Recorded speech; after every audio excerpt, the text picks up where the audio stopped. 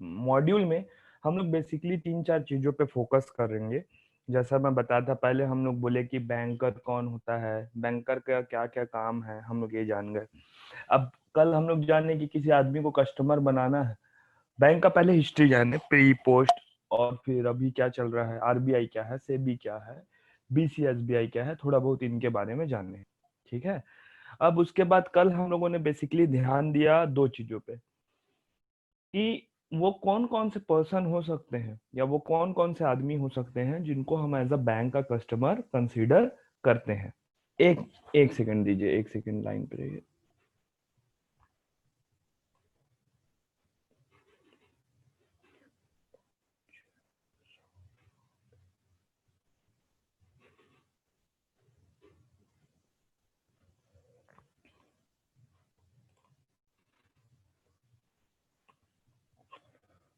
सो वो कौन कौन से कस्टमर होते हैं जो बैंक के कस्टमर, आप लोग को स्लाइड दिख रहा है ना? यस सर, दिख रहे हैं। Yes sir. सो वो कौन कौन से लोग हो सकते हैं जो बैंक के कस्टमर होंगे, ये हम लोग बेसिकली देखें। फिर उसके बाद उसके लिए बेसिक कंडीशन क्या है ये हम लोग जाने। तो क्या कंडीशन था बताएंगे थोड़ा आप लोग, कोई मेरे को? एक सर कस्टमर होने के लिए क्या क्या चाहिए था, क्या क्या चीज देखना है, थोड़ा बताएं तो। सर तो क्योंकि उसके लिटरेट हो बेसिस सकता पे है या फिर वो सर उसका दिमागी हालत सर, सही होना चाहिए है सर। ना? पहला उसका दिमागी हालत सही होना और चाहिए, और वो केवाईसी के डॉक्यूमेंट को लिटरेट भी पूरा कर कंप्लीट सकता करता हो।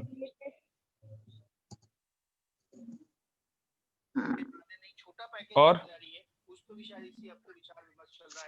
Sir married women married, married बच्चा, नॉमिनी, माइनर, वो सब ठीक सर है। वो जो आप एक मैं डॉक्यूमेंटेशन वाइज पूछ रहा हूँ।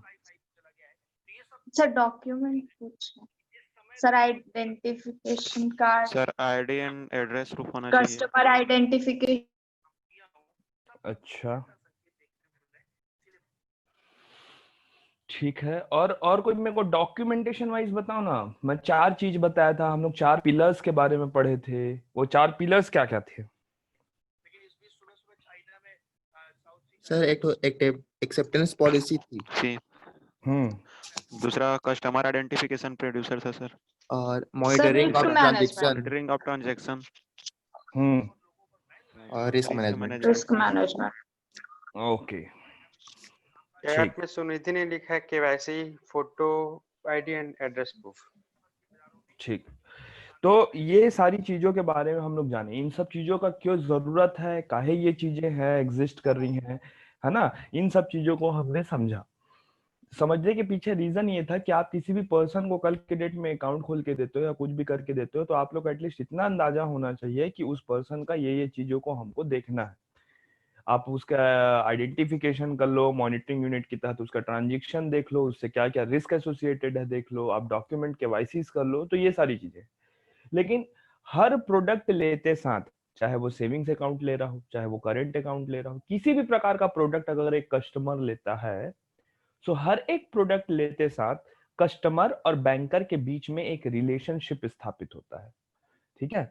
उस रिलेशनशिप का नाम क्या होता है, जनरली कौन पार्टी क्या कहलाता है, कौन क्रेडिटर कहलाता है, कौन डेटर कहलाता है, ये चीज को हम लोगों को आज पढ़ना है। इसको मोटा मोटी आपको समझ जाना है। एक बार आप लोग समझ जाओगे तो आपको इसको याद नहीं करना पड़ेगा। एग्जाम में ये जनरली ऑप्शनल क्वेश्चन में पूछा जाता है कि अगर कोई मान लो बैंक में आके पैसा जमा कर रहा है, ठीक है, तो जो पैसा जमा कर रहा है उस पर्सन को क्या बोलेंगे, और जो बैंकर बैंक में बैठा है उस पर्सन को क्या बोलेंगे, है ना। सो बैंक के भाषा में जनरली पैसा जमा करने वाला आया है ऐसा नहीं बोलते हैं, है ना। कितना क्रेडिट हुआ भाई, क्रेडिटर कौन था, ऐसे बात किया जाता है बड़े लेवल पे। बैंक लेवल पे नहीं किया जाता है।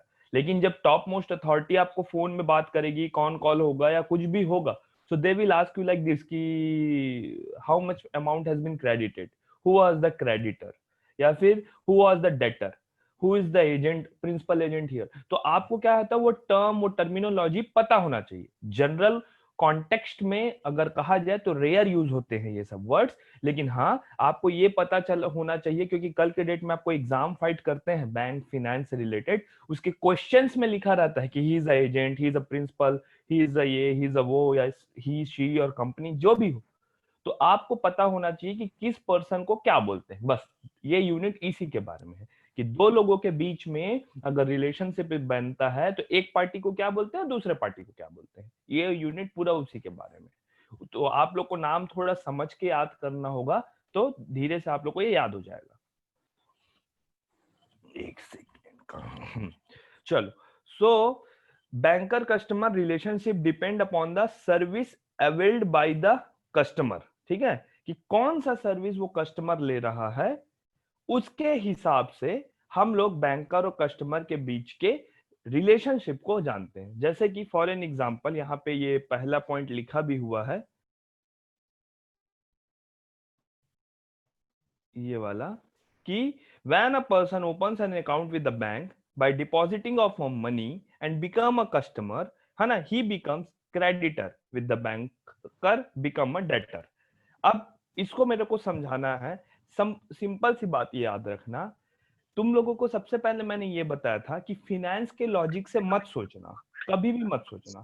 बैंक में बैंक का लॉजिक चलता है, ठीक है। बैंक के लॉजिक में इन अ जनरल टर्म, पहले सबसे पहले आराम से ये समझो, इन अ जनरल कॉन्टेक्स्ट अगर हम फिनेंस की भाषा में जाने, आप सबको ये पता होगा कि अकाउंट में पैसा गिरता है तो उसको हम लोग क्रेडिट बोलते हैं, ठीक है। अकाउंट से पैसा निकलता है तो हम लोग उसको डेबिट बोलते हैं, ठीक। ये दो कॉन्सेप्ट को समझो। अकाउंट में पैसा गिरता है तो हम लोग उसको क्रेडिट बोलते हैं, अकाउंट से पैसा निकलता है उसको हम लोग डेबिट बोलते हैं। किस कॉन्टेक्स्ट में? बैंक के कॉन्टेक्स्ट में। लेकिन अगर रियल वर्ल्ड में देखो, रियल फिनेंस के भाषा में देखो, तो क्रेडिट का मतलब होता है लोन लेना, कि क्रेडिट में पैसा लाया है, तो क्रेडिट का मतलब होता है लोन लेना। बोलते हैं ना, मेरे को क्रेडिट कार्ड चाहिए। क्रेडिट कार्ड क्या है? लोन का पैसा है, एक प्रकार से लिमिट बना के दे दिया जिसको आपको चुकाना है। किसान क्रेडिट कार्ड, किसान क्या लेता है? लोन लेता है। तो क्रेडिट का मतलब तो लोन होता है। डेबिट का मतलब रियल मायने में, रियल वर्ल्ड में, फिनेंस के वर्ल्ड में पैसा जमा करना होता है। समझना इस बात को, कंफ्यूज नहीं होना मैं जो बोल रहा हूं। डेबिट का मतलब रियल मायने में जमा करना होता है। तो आप लोग को क्वेश्चन ये आएगा कि बैंक के टर्म्स में सर उल्टा क्यों बोलते हैं और हर जगह हर बैंक में वो यूज होता है। उसका रीजन है, उसका रीजन एक सिंपल सा रीजन ये है कि आप बैंक में अगर पैसा जमा कर रहे हो, ठीक है, बैंक मान लो आपको लोन देता है, क्रेडिट देता है। मान लो किसी दिन बैंक बोलता है 50,000 रुपए has been credited to your account for salary of this month. इस महीने का सैलरी 50,000 रुपया आपके अकाउंट में क्रेडिट किया जा रहा है, फॉर एन एग्जाम्पल। तो बैंक उसको आपके अकाउंट में क्रेडिट कर रहा है। बैंक क्यों क्रेडिट लिख रहा है, क्यों उसको लिख रहा है? क्योंकि बैंक का देनदारी है। बैंक हमारा 50,000 रुपया लग रहा था, तो हमारी क्या हो गई वहां पे? हमारा पैसा था जिसको बैंक रखा था। उल्टा समझो यहाँ पे, ठीक है। तो अगर यह नहीं समझते बन रहा है तो सिंपल बात याद रखो कि बैंक में जब पैसा जमा होता है तो क्रेडिट बोलते हैं, बैंक में जब पैसा निकलता है तो डेबिट बोलते हैं। पहला चीज तो ये याद रख लो, क्योंकि आप लोग फिर उससे रिलेट करोगे, कंफ्यूज होगे। इसलिए मैं इसको समझाना चाह रहा हूं कि देखो, केस जनरली उल्टा होता है। बैंक हमको अगर कोई भी आदमी आपको 50,000 रुपया दे रहा है तो आपके अकाउंट में वो जमा कर रहा है, तो वो क्या कर रहा है? क्रेडिट कर रहा है। यानी लोन कौन लग रहा था यहाँ पे? वो पर्सन लग रहा था, वो लोन लग रहा था, आपका पैसा लग रहा था, जो भी लग रहा था वो जमा करेगा। तो बैंक अपने एंट्री में क्या लिखेगा? क्रेडिट। क्यों क्रेडिट लिखेगा? क्योंकि बैंक आपका पैसा नहीं लग रहा है, वो मतलब बैंक आपको पैसा दे रहा है, अपना पुराना जो लग रहा था, चुका रहा था, वो लोन की भरपाई कर रहा है, तो वो क्रेडिट कहलाता है। तो थोड़ा कॉन्टेक्स्ट उल्टा रहता है। और अगर इतना डीपली नहीं समझ पा रहे होगे कोई, तो सिंपल भाषा में समझ लो कि बैंक में जब भी पैसा जमा होता है तो उसको क्रेडिट बोलते हैं, बैंक से जब भी पैसा निकलता है तो उसको डेबिट बोलते हैं, ठीक है। अब एक आदमी आया, आदमी आके अकाउंट ओपन करवाया, अकाउंट ओपन करवा के अपने अकाउंट में पैसा जमा कर दिया। तो पैसा जमा कर रहा है तो क्या बोलेंगे उसको? ही बिकम्स क्रेडिटर, क्योंकि वो बैंक को क्या दे रहा है? पैसा दे रहा है, ठीक है। जो पैसा जमा करता है, जो पैसा आता है। चारुमणि महंत रेज हैंड। कुछ क्वेश्चन है सर मैडम? आप, मैं समझ नहीं पा रहा हूँ आप कौन है। कुछ क्वेश्चन है?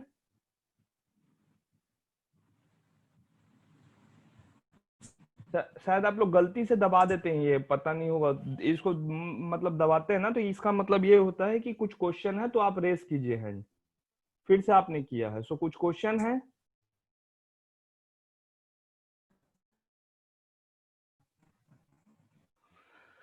ठीक है, तो एक बात ये समझो, जब भी आप अपने अकाउंट में फंड जमा करोगे, आपके अकाउंट में पैसा जमा होगा, तो आप कहलाते हो क्रेडिटर।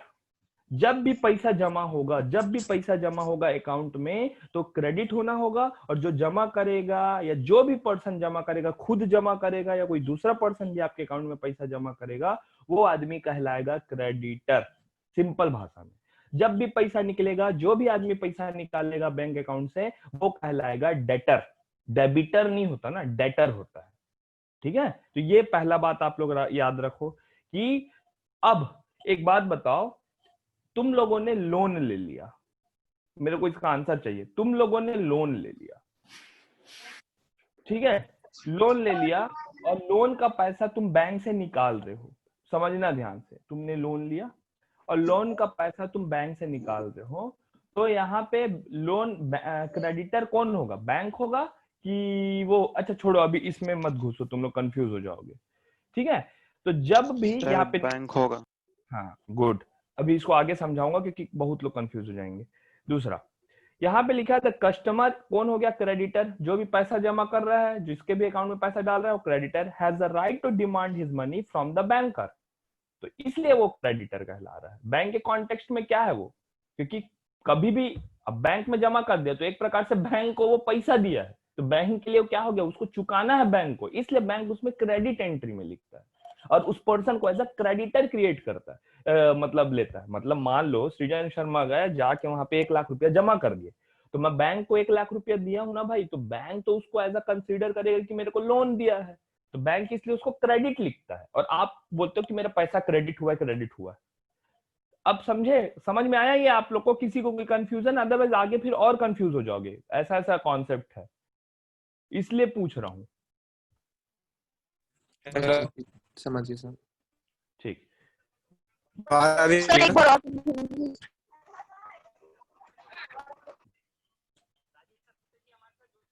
हाँ एक बार और बता हेलो दीजिए। सर, आवाज आ रही है आपको? आ रही है? तो उसमें आप लोगों को करना क्या है कि एक सिंपल सा कॉन्सेप्ट समझो। अगर आप अकाउंट में पैसा जमा कर रहे हो, तो आप कहलाओगे क्रेडिटर, क्योंकि बैंक की लाइबिलिटी बन जाती है कल की डेट में, आप उस पैसे को ऑन डिमांड वापस ले सकते हो। ठीक है, बैंक से आप कभी भी पैसा निकाल रहे हो, तो बैंक आपको पैसा दे दे रहा है, बैंक का आप अपना पैसा जमा कर रहे हो, उसको निकाल रहे हो, तो आप कहलाते हो डेटर। ठीक है, अगर कुछ समझ नहीं आ रहा है तो एक बात याद रख लो सर मैडम जो भी हैं, कि पैसा जमा करते हैं, जब भी कोई पैसा जमा करेगा अपने अकाउंट में, तो वो आदमी को क्रेडिटर बोलते हैं। जो भी अपने अकाउंट से पैसा निकालेगा उसको हम लोग डेटर बोलते हैं। खत्म। दूसरा, आप अपना पैसा जमा करे हो, पैसा जमा करे हो, आपको जब जरूरत होगा, जब आपको डिमांड होगी, आप बैंक जाओगे और बैंक जाके अपना पैसा क्या कर सकते हो? क्लेम कर सकते हो, क्योंकि आपका पैसा, आप अपना पैसा निकाल के ला सकते हो। डिपॉजिट करने के लिए हम 3 चीज देखते हैं। जब भी हम डिपॉजिट कर रहे हैं तो 3 चीजों को ध्यान देते हैं कि जो भी हम लोग डिपॉजिट कर रहे हैं वो रीपेबल ऑन डिमांड होना चाहिए, यानी आप जब जिस दिन डिमांड करो आपका पैसा आपको मिल जाना चाहिए। अब मिलने के लिए क्या क्या ऑप्शन है? आप चेक के थ्रू पैसा निकाल सकते हो, आप कैश निकाल सकते हो, या एटीएम से निकाल सकते हो, या ऑनलाइन ट्रांसफर कर सकते हो। ठीक है, लिखा हुआ है, ये सारे मेथड है। या demand must be made at a proper time with a proper place और विद अ वर्किंग आवर्स। जो 3 चीजों को इसमें और ध्यान रखना है कि whenever we demand our money we have to see 3 basic things. पहला, कि हम सही टाइम में डिमांड करें, यानी जो बैंक का वर्किंग आवर्स है। आप संडे को जाके बैंक में बोलोगे कि नहीं दादा मेरे को मेरा पैसा चाहिए, तो बैंक खुले रहेगा क्या? नहीं खुला रहेगा। तब आपने क्या करना है? आपने मंडे से लेके सैटरडे या फ्राइडे तक जब भी बैंक खुल रहा है जाना है। कब जाना है? सुबह 10:30 से लेके 4 बजे के बीच में, 3:30 या 5 बजे के बीच में, अलग अलग बैंक अलग अलग टाइमिंग है डिपॉजिट देने लेने का, उसके हिसाब से जाना है। किस प्लेस में जाना है? एसबीआई में जाके क्या आप एक्सिस का पैसा निकाल सकते हो? नहीं। जो बैंक जहां पे है उस बैंक के शाखा में जाके आपने पैसा निकालना है।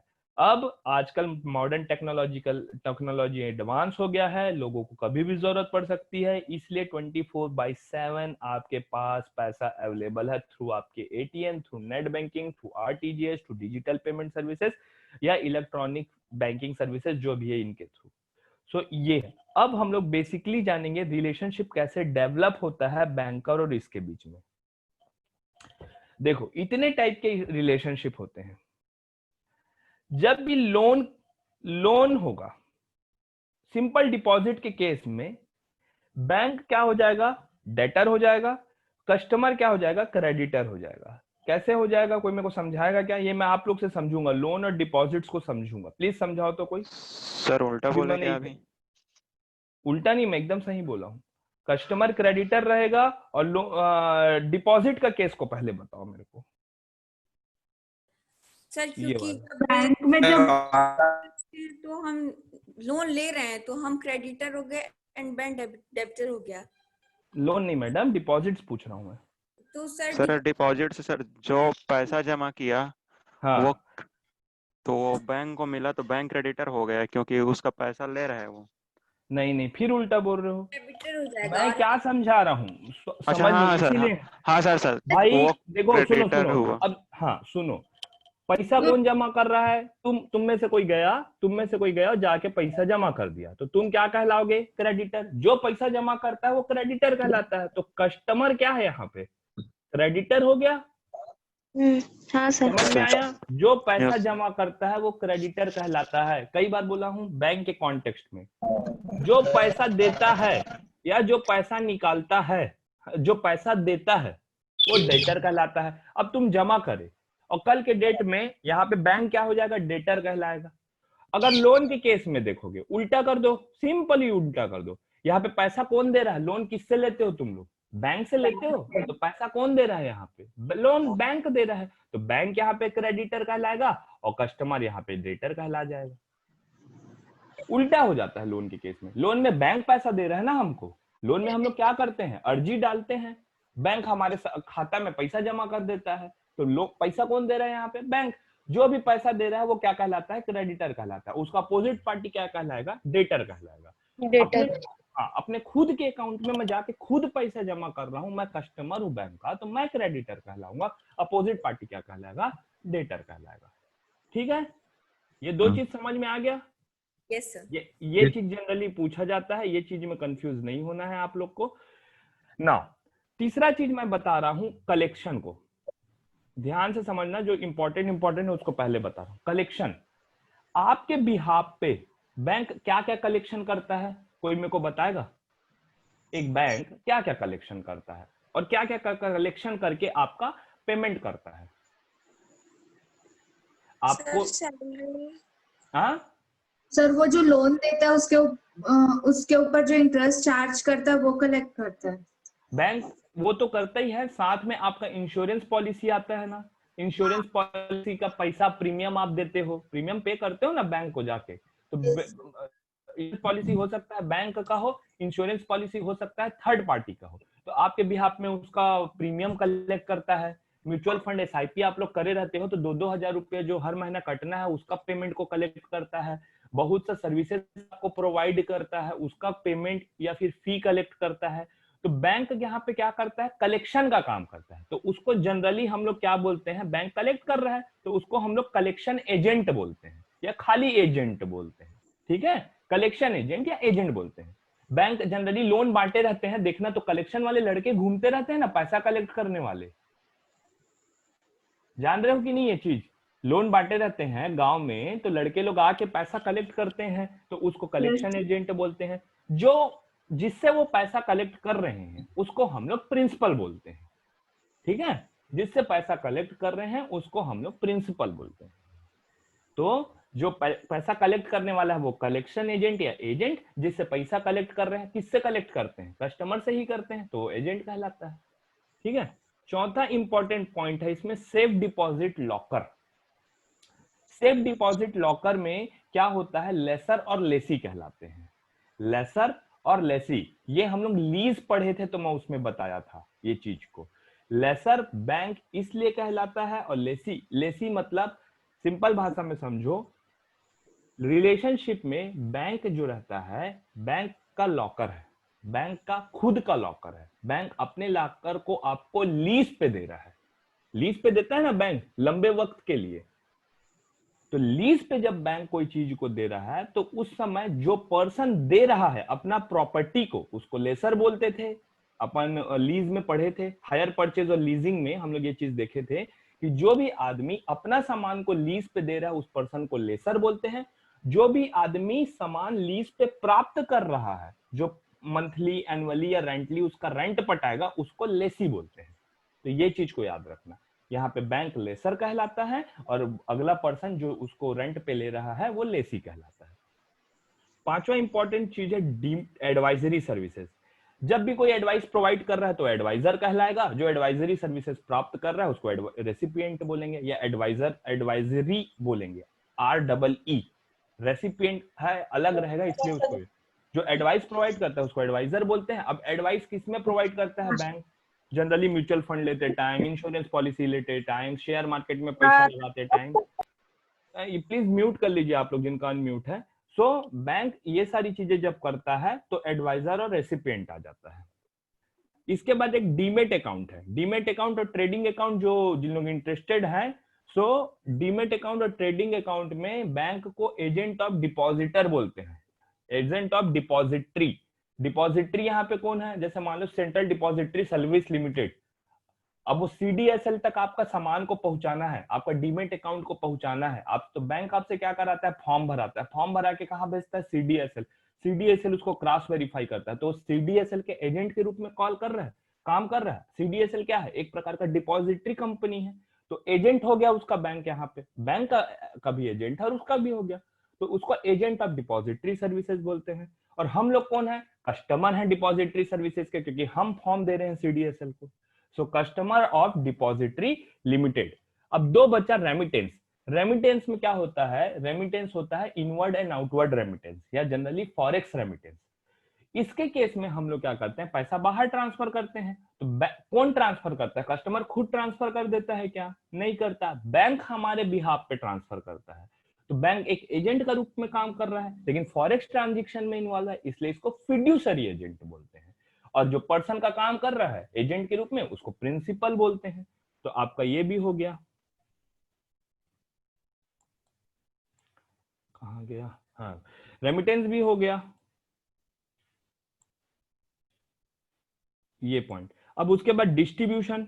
डिस्ट्रीब्यूशन का काम को जनरली बताओ, वही बैंक आपके बिहाफ पे डिस्ट्रीब्यूट करता है आपको। तो mutual fund company, third party company से बैंक क्या करके रखे रहता है? टाई अप करे रहता है। जैसे मान लो एक्सिस बैंक ने टाई अप करके रखा है मैक्स लाइफ कंपनी से, टाटा कंपनी से, बिरला कंपनी से, सन लाइफ कंपनी से, रिलायंस से। तो उनके एजेंट के रूप में उनके म्यूचुअल फंड को, उनके बॉन्ड को कस्टमर तक बेच रहा है, तो डिस्ट्रीब्यूशन का काम कर रहा है। अपना प्रोडक्ट नहीं है, थर्ड पार्टी का प्रोडक्ट है, उसको बेच रहा है, तो एजेंट कहलाएगा। किसका? म्यूचुअल फंड कंपनी का, बॉन्ड इशू कंपनी का। आप क्या कर रहे हो? थर्ड पार्टी कंपनी का सामान को बैंक के थ्रू ले रहे हो, तो अब बैंक के तो कस्टमर हो, थर्ड पार्टी के भी कस्टमर बन जाओगे। तो customer of mutual fund, bond issuer, ये हो गया। लास्ट में है आपका pledge of security. Security generally, मेरे को सिक्योरिटी से क्या समझते हो ये बताओ?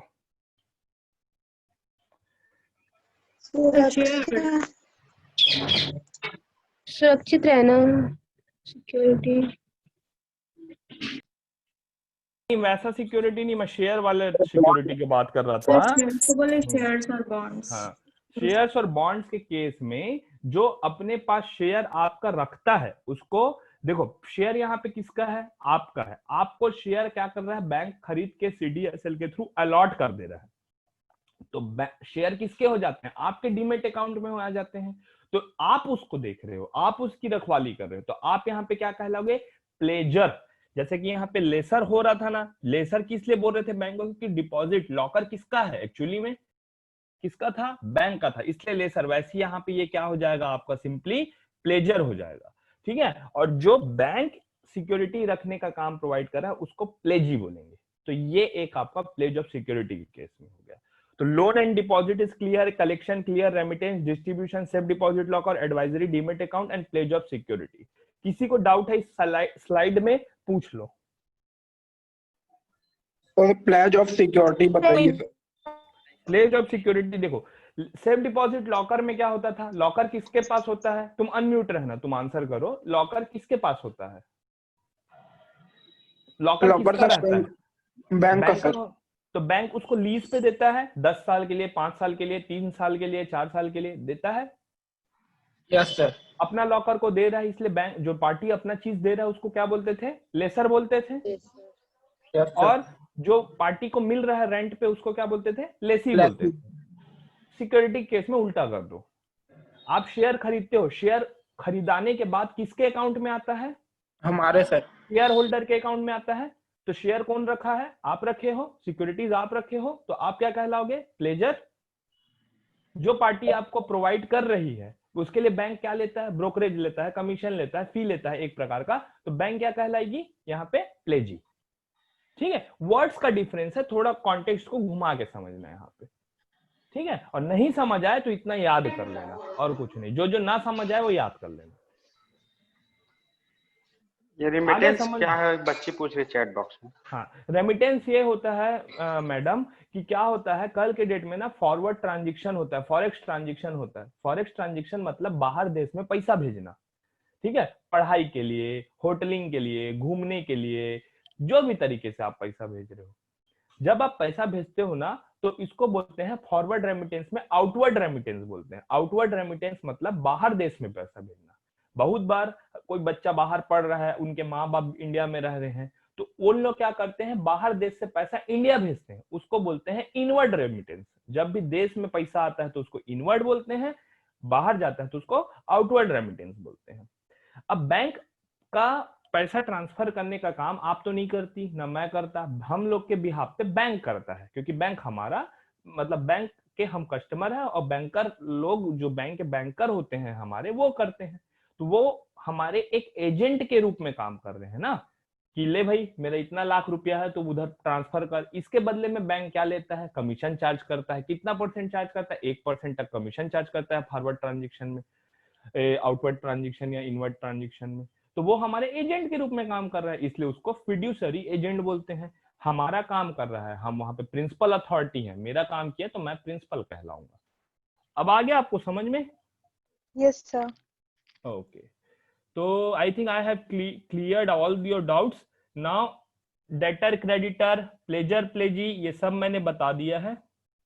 होता क्या है, इतने सारे रिलेशनशिप होते हैं जो हम लोग आज देखे, pledger, pledgee, ledger, agent of third party, adviser, advisee, ये सारे चीज मैंने क्लियर कर दिए सीधे उधर उसी स्लाइड से। इसीलिए पूछ रहा हूं, किसी को कोई भी डाउट है क्या? Otherwise I will come to this bank rights.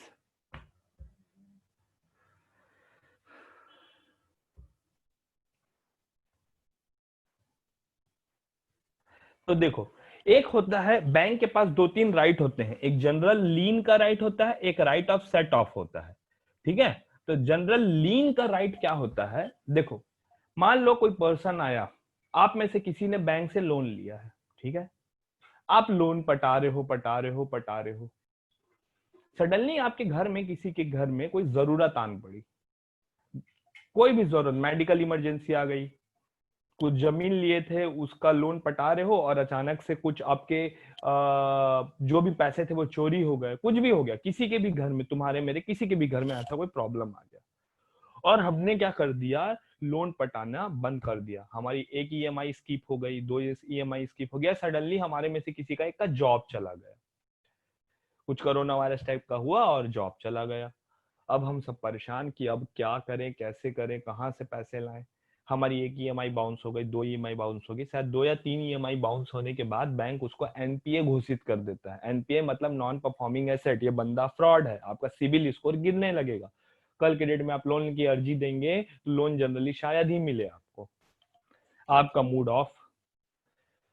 तो बैंक के पास, अब बैंक को तो अपना पैसा वसूलना है, लेकिन हाँ भाई आप अपने सेविंग्स अकाउंट में अपने जिंदगी चलाने के पूर्ति पैसा रखे थे, 40 लाख, 50 लाख, 60 लाख। बैंक का लोन आप 1 करोड़ रुपया लग रहे थे। बैंक क्या करेगा, आपके अकाउंट में लीन लगा देगा। लीन का मतलब ये होता है आपके अकाउंट में जितनी भी संपत्ति रखी हुई है सेविंग्स अकाउंट की, उस पैसे को यूज नहीं करेगा, बट आप उस पैसे को आप भी यूज नहीं कर पाओगे, उस अकाउंट को ब्लॉक कर देगा। आप न एटीएम से पैसा निकाल पाओगे, न कहीं से पैसा निकाल पाओगे। ये बैंक का राइट होता है कि जब भी कोई पर्सन अपना ऑब्लिगेशंस फुलफिल नहीं करता तो बैंक उसकी सिक्योरिटीज पे या उसके अमाउंट, गुड्स का मतलब यहाँ पे बैंक के टर्म्स में मनी है, मनी पे लीन लगा सकता है general course of banking business transactions में या आपके ट्रांजेक्शंस में। और बैंक के पास ये भी राइट्स होता है कि कल के डेट में अगर आप उसके लोन का पैसा नहीं चुकाएंगे तो आपको एडिक्वेट नोटिस देगा, और एडिक्वेट नोटिस देके जो भी चीज आपका मॉर्गेज रखा है उसको सेल कर सकता है, जो अपन सिक्योरिटाइजेशन में देखे थे। खुद भी बेच सकता है, नहीं तो सिक्योरिटाइजेशन वाली कंपनी को दे देगा, वो बेच देगा और लोन का भरपाई करा देगा। तो ये होता है राइट्स ऑफ जनरल लीन, जिसको इम्प्लाइड लीन प्लेज बोलते हैं। इम्प्लाइड और एक और क्या होता है यार, एक्सप्लिड ऐसा कुछ होता है, मैं भूल रहा हूँ वर्ड को।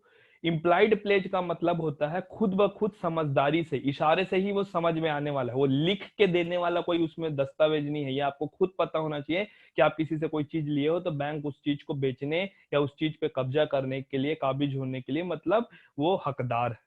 ये जब शुरू में कॉन्ट्रैक्ट साइन करते हो इन सब चीजों को लिखा गया रहता है। तो आप में से कोई भी इंसान बैंक में फर्जीवाड़ा करके नहीं भाग सकता। जैसे अगर बोला गया है कि एवरेज मंथली बैलेंस पटाना है तो पटाना है, अगर आप नहीं पटाओगे, ठीक है, अगर आप एवरेज मंथली बैलेंस नहीं मेंटेन करोगे तो आपका अकाउंट क्या जाता है, माइनस माइनस माइनस माइनस। कल के डेट में आप उस अकाउंट को बंद कराने जाओगे, माइनस 1700 रुपया कोई है तो आपका अकाउंट तब तक बंद नहीं होगा जब तक आप उसमें 1700 रुपया डिपॉजिट नहीं कर देते, पहला बात।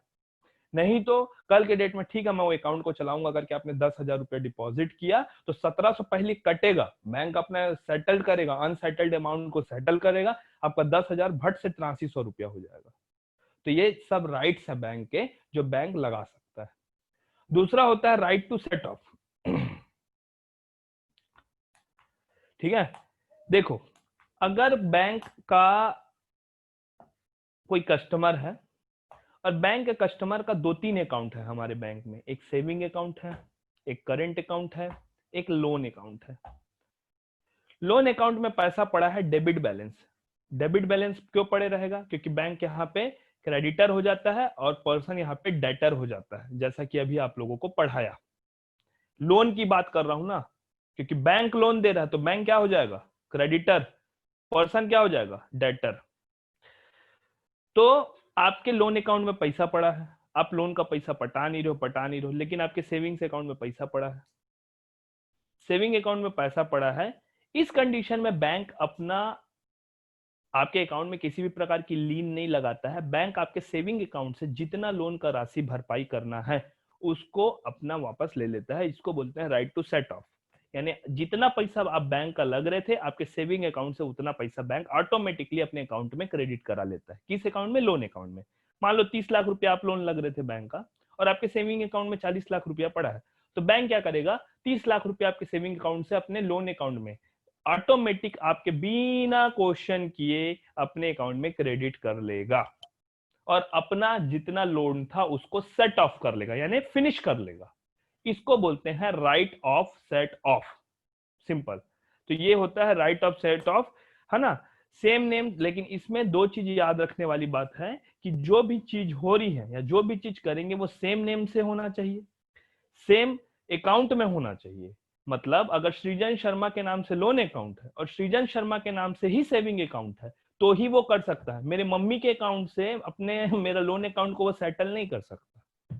जैसे कि मान लो जय कृष्णा ट्रांसपोर्ट करके किसी का करंट अकाउंट है और श्री जय कृष्णा ट्रांसपोर्ट करके ही उसने अगर लोन अकाउंट खुलवा रखा है तो ही वो सेट ऑफ कर सकता है, क्योंकि नाम सेम है, सेम पर्सन का अकाउंट है, एंटिटी प्रूफ दोनों में सेम लगा है, जैसे कि गुमास्ता सेम लगा है, जीएसटी सर्टिफिकेट सेम लगा है, हर चीज सेम है, तभी कर सकता है। अब उसके इंडिविजुअल सेविंग अकाउंट से इंडिविजुअल सेविंग अकाउंट से वो जय श्री कृष्णा ट्रांसपोर्ट का पैसा को सेटल नहीं कर सकता। ठीक है, तो सेम नाम सेम अकाउंट्स ये होना जरूरी है। ठीक है, तो इन दोनों में किसी को कोई प्रॉब्लम कंफ्यूजन बैंक राइट्स में? सर जैसे कस्टमर अदर बैंक में अपना अकाउंट खोला रहे तो? नहीं कर सकता ना, आप पीएनबी से जाके मतलब एसबीआई का कैसे उड़ा दोगे? हाँ, मतलब दूसरे बैंक में खोले, उसमें नहीं सेविंग नहीं, अकाउंट बिल्कुल खोले नहीं। और दूसरे बैंक से लोन लिए, फिर ऐसा नहीं कर सकते ना बैंक? नहीं नहीं, नहीं कर सकता मैडम। मतलब उसी बैंक में होना चाहिए सेविंग अकाउंट हाँ, भी? ऐसे केसेस में जनरली लीन होता है, लीन कर देते हैं, आपकी मॉर्गेज प्रॉपर्टी या प्रॉपर्टी को बेच देते हैं, जी। उसी हेलो बैंक अकाउंट में होना। हाँ बोलो भाई। सर, जैसे नीरव मोदी लेके भाग गए तो उसका कुछ नहीं कर सकते क्या? किसका? नीरव मोदी सर और विजय माल्या, ये लोग जैसे। चल तो रहा है भाई, अच्छा, सब साढ़े लोग हैं, इन लोग क्या करें भगवान ही जाने। 50 ठो सीए रख के 10 तरीके से मॉनिटरिंग यूनिट बैठा के इन्होंने खुद अपना एक बैंक चला रहे थे संक्षिप्त लेवल पे, तो पकड़ रहे हैं, जहां से पकड़ाएगा पकड़ाएगा, पकड़ाएगा तो जरूर। क्या कर रहा है बैंक? माल्या के कई प्रॉपर्टीज को सेल करा ना, सेल हाँ करके अपना सर, हर्जाना लिया ना, तो ये हाँ यही सब राइट्स होते हैं। ठीक है, बैंक ऑब्लिगेशन, बैंक की क्या क्या मेजर ऑब्लिगेशंस हैं? Obligation to maintain secrecy of the account information, ये बैंक का राइट्स है। इवन एक बैंकर का नहीं, एक उसके कस्टमर का राइट है कि मैं एक्स का इंफॉर्मेशन वाई के साथ शेयर ना करूं, एक्स के अकाउंट में कितना पैसा है मैं वाई को ना बताऊं। कहने का मतलब है, मान लो कि आप में से कोई 2 लोगों को मैं चुनता हूं और उन 2 लोगों को मैं बोलता हूं, आप में से कोई एक जन आया, बोला कि बैंक में गया और बैंक में मेरे पास आया और बोलता है, आप में से कोई एक आदमी, कि मान लो किसी का नाम, जैसे चैट से मैं देखता हूं, 1 मिनट रुको, एक संतोष आया और एक कोई अपूर्वा करके हैं, 2 लोग हैं, चलो 2 लोगों का नाम दिखा रहा है। संतोष आए और मैं बैठा हूं बैंक में और मेरे को बोल रहे हैं कि सृजन सर एक हेल्प कीजिए। मैं बोला क्या है भाई, प्लीज बोलो। तो तुम बोले कि सर ये अपूर्वा अपने अकाउंट में कितना पैसा रखती है मैडम, कहाँ है उनका एड्रेस कहाँ है, और ऐसा ऐसा मेरे से क्वेश्चन किए। तो मैं बोला कि सर मैं दूसरे का इंफॉर्मेशन आपसे शेयर नहीं कर सकता, आपको अपने अकाउंट से रिलेटेड कोई भी क्वेरी या कुछ भी जानकारी चाहिए होगा तो आप प्लीज बोलिए, मैं बताता हूँ। तो बोले कि नहीं, वो तो मेरी बहुत अच्छी फ्रेंड है, आप तो जान ही रहे हैं, हम लोग कई बार साथ में आए हैं, मैंने कई बार देखा है अपूर्वा एंड संतोष को आते जाते, सो हम लोग कई बार साथ में आए हैं सर, हम लोग एक ही कॉलेज में पढ़ते हैं या जैसा भी है, हम रिश्तेदार हैं, हम भाई बहन हैं, जो कुछ भी बोला। तो मैं बोला कि जी ठीक है सर, आप क्या कहना सही है, लेकिन मैं आपसे उनका इंफॉर्मेशन शेयर नहीं कर पाऊंगा, चाहे वो लाख बोल ले। हम लोग, आप लोगों को पता होना चाहिए, हम लोग सीबीआई तक को भी जब तक वो समन लेके नोटिस लेके नहीं आता है सुप्रीम कोर्ट से, या फिर आपका अगर पुलिस है तो हाई कोर्ट से, ये सब जब तक नहीं लेके आता, हम लोग किसी के डिटेल्स को पब्लिकली या किसी को बता नहीं सकते। अदरवाइज ये हमारे बैंक के एक बीसीएसबीआई के बहुत बड़े रूल का उल्लंघन है, जिससे एक बैंकर की नौकरी भी जा सकती है। तो कल के डेट में बैंक में जॉब करोगे, मैं इसका बताता हूँ, मैं उसका बताता हूँ, हीरोगिरी में या मस्ती में नहीं करना। जनरली अकाउंट चेक मत करना, कितना पैसा पड़ा है, क्या पड़ा है, ये हम लोग मैं बता रहा हूँ, एक बार की बात है, दीपिका पादुकोण का अकाउंट एक हमारे भैया दिखा रहे थे एक्सिस बैंक में, उनका अकाउंट है 002 या 1 नहीं 007 सोल आईडी मुंबई में कहीं उनका अकाउंट है। यहां से बैठे लोग भी वहां का देख सकते हैं, पता नहीं उन्होंने क्या देखा, वो बोल रहे थे, अब वो देखा नहीं देखा भगवान जाने, ठीक है, या फेंक रहे थे, जो कुछ भी था। लेकिन बैंक के सॉफ्टवेयर रहते हैं जिससे वो किसी के भी अकाउंट नंबर और अकाउंट चेक कर सकते हैं कि उसमें कितने पैसे आ रहे हैं, पैसे कहाँ जा रहे हैं। लेकिन आप किसी भी चीज को नहीं बता सकते, किसी भी कस्टमर को। आप चाहो तो देख सकते हो सब, लेकिन आप किसी भी थर्ड पर्सन को इवन भूल से भी कौन किस बोले हुए बात को कहाँ कैसे यूज करेगा आप कतई नहीं जानते, तो आप उसको डिस्क्लोज नहीं कर सकते किसी भी पब्लिक पोडियम में, किसी भी थर्ड पर्सन को। जिस पर्सन का अकाउंट है, हाँ अब ज्वाइंट अकाउंट है तो सब कोई ऑब्लाइज्ड है, और मतलब जरूरी है, सबको आप बता सकते हो। Obligation to honour the cheque, अगर आपका चेक सिस्टमेटिक टाइम पे लग रहा है, कस्टमर के अकाउंट में सफिशिएंट बैलेंस है, कस्टमर प्रॉपरली साइन किया गया है और किसी भी प्रकार का चेक में मटेरियल अल्टरेशन नहीं है, मतलब सिग्नेचर फोर्जरी नहीं है, डबल ओवर राइटिंग नहीं है, काट छाट नहीं है, या चेक कहीं से फटा फूटा नहीं है, तो आप उस चेक को ऑनर करने के लिए, मतलब चेक को क्लियर करने के लिए ऑब्लाइज्ड हो, आपको करना ही करना है। सो ये बैंक का ऑब्लिगेशन है, ये दो चीज बैंक को मैंडेटरी है, ये फॉलो करना है। अब इसमें से किसी को कोई डाउट है या हाँ, आज हेलो जो सर। भी पढ़े हाँ प्लीज बोल भाई। जैसे एक फादर अपने सन के अकाउंट के बारे में जानना चाहेगा या एक हस्बैंड अपने वाइफ के, तो नहीं जान सकते क्या? अंडर गार्जियन अकाउंट है तो जान सकता है, हस्बैंड वाइफ के अकाउंट के बारे में नहीं जान सकती, ना वाइफ के अकाउंट के बारे में हस्बैंड जान सकता है। ज्वाइंट अकाउंट है तो जान सकते हैं, ओके सर। नहीं बताते राइट जनरली। अब जनरल वो लाइन रिलेशनशिप क्या इतना है? अच्छा है बैंकर के साथ,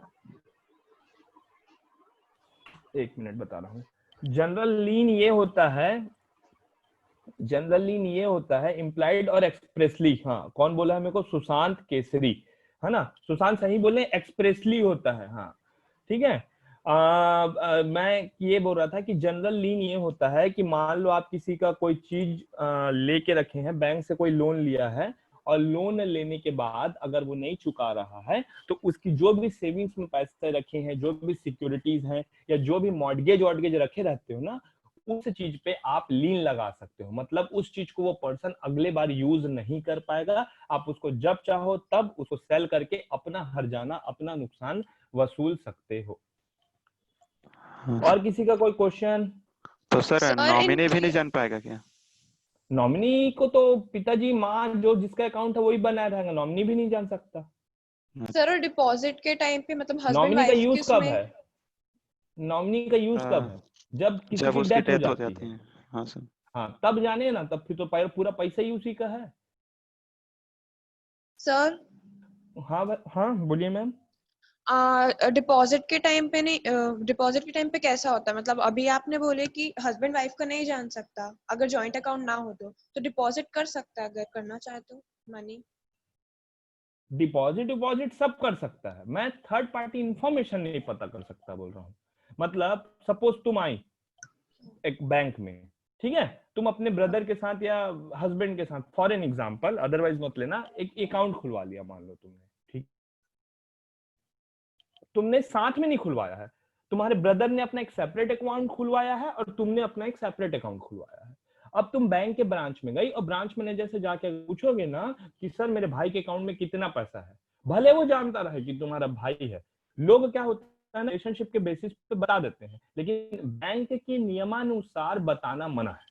मैडम आपके भाई के अकाउंट में इतना लाख रुपया पड़ा है, कल के डेट में बैंक इसलिए नहीं बताना चाहता, उस पैसे को आप किसी भी इंटेंशन से ले सकते हो, आपका इंटेंशन बहुत अच्छा हो, प्योर हो, लेकिन कई लोग ऐसे भी होते हैं, अच्छा इतना पैसा पड़ा है, इतना पैसा पड़ा है, ऐसा हुआ है, वैसा हुआ है, ये बताता नहीं, ये पैसा आता कहाँ से है, चल इसके चेक में फर्जी साइन करा के इसके अकाउंट से पैसा निकाल, 10 चीज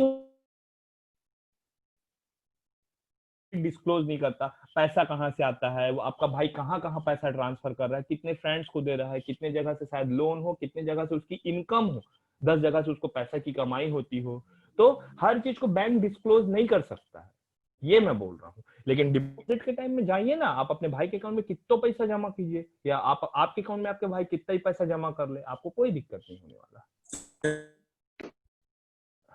जिसका भी भाई बोलने में मेरे को सुनाई नहीं दे रहा, प्लीज चैट बॉक्स में लिखो, नहीं सुनाई दे रहा है भाई तुम्हारा। अर्जुन तुम्हारा प्रॉब्लम रहता है, तुम ना चैट Chat बॉक्स में box लिखा में- करो, आवाज नहीं आता है तुम्हारा, हर दिन डाउट पूछते हो लेकिन नहीं आपको सुनाई देता है, हमें चैट बॉक्स में लिखा करो। सर चैट बॉक्स में लिख ले, हाँ बोलना। ये सर अकाउंट में लीन लगाना और फ्रीज करने में क्या अंतर होता है? काइंड ऑफ वही है, डोर फ्रीज कर देना मतलब लीन लग गया तो फिर तुम कुछ नहीं कर पाते, फ्रीज हो गया अकाउंट, अच्छा फ्रीज हो गया कुछ नहीं कर पाओगे, वही चीज है भाई। अच्छा। और किसी का कोई क्वेश्चन? सर आपने कहा मतलब अगर हस्बैंड भी अपने वाइफ का जो अकाउंट का इंफॉर्मेशन है वो पूछने जाता है तो बैंक उसको नहीं बताता, लेकिन जनरली मैंने देखा है कि बैंक बता देता है। वो रिलेशनशिप के बेसिस में बताता है, मैंने एक जनरल राइट्स बताया है, जो रूल है वो बताया है। आपका रिलेशनशिप मेरे साथ बहुत अच्छा है, मैं जान रहा हूँ आप लोग एकदम प्योर हो, मेरे घर के सदस्य जैसे हो। अब 5-5 साल 10-10 साल से बैंकर जानते रहता है अपने कस्टमर को, तो रिलेशनशिप के बेसिस पे बता देता है। लेकिन इन अगर बुक से रूल वाइज बात किया जाए तो किसी का इंफॉर्मेशन किसी के साथ शेयर करना बैंक के लिहाज से गलत है। लेकिन अब क्या होता है, बैंक तो क्या वाइफ हस्बैंड क्या किसी का भी इंफॉर्मेशन बता देता है। तुम पूछो तो कहाँ का इंफॉर्मेशन चाहिए, हीरोगिरी में बता देते हैं रोल में, तेरे को बताऊं उसके में कितना पैसा है। सो ऐसा होता है, लेकिन ये जनरल कॉन्टेक्स्ट में जनरल रूल्स एंड नॉर्म्स के तहत नहीं बताना चाहिए। आप किसी का इंफॉर्मेशन किसी के साथ शेयर नहीं कर सकते। इवन फाइनेंशियल इंफॉर्मेशन बहुत पर्सनल होता है, आप नहीं कर सकते। करने के लिए लोग सब कर सकते हैं, देख सब सकते हैं, लेकिन करना नहीं चाहिए। और किसी का कोई question? Otherwise today we will end with this chapter और हम लोग कल नया। हाँ मैम प्लीज बोलिए। सर जैसे लीन जो लगा है अकाउंट में उसको हटाने के लिए वो कस्टमर क्या करना पड़ेगा?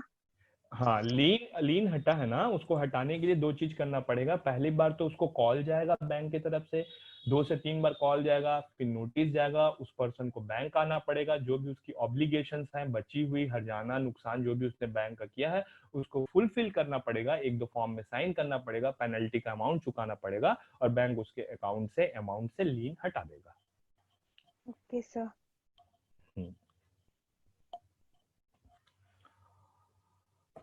सो आई थिंक सौरभ इनका है ना। हाँ आई थिंक कल हम लोग account operation and cash management service पढ़ेंगे, ये बड़ा चैप्टर है। सो हम लोग इसमें इनवर्ड आउटवर्ड रेमिटेंस क्या होता है ये सब कल देखेंगे, ठीक है सौरभ? किसी और सर हाँ बोलो। सर जैसे account thank you everyone. Freeze हो जाता है। हाँ बोलिए मैडम, बोलिए बोलिए बोलिए। हाँ हाँ सर जैसे अकाउंट फ्रीज हो जाता है तो क्या फिर से केवाईसी करवाना पड़ेगा? री केवाईसी कई बार लगता है, अगर बहुत दिन से अकाउंट फ्रीज है, डोरमेंट है, 6 महीना तक आप आई नहीं, फ्रीज हो गया तो आप तो ऐसी बैंक के लिए रिस्की जोन में चले गए ना, हाई रिस्क कस्टमर बन गए, आप तो पैसा चुका नहीं रहे हैं, तो रिस्की कस्टमर हो गया, तो बैंक उस कंडीशन में री केवाईसी भी करवा लेता है, ठीक है?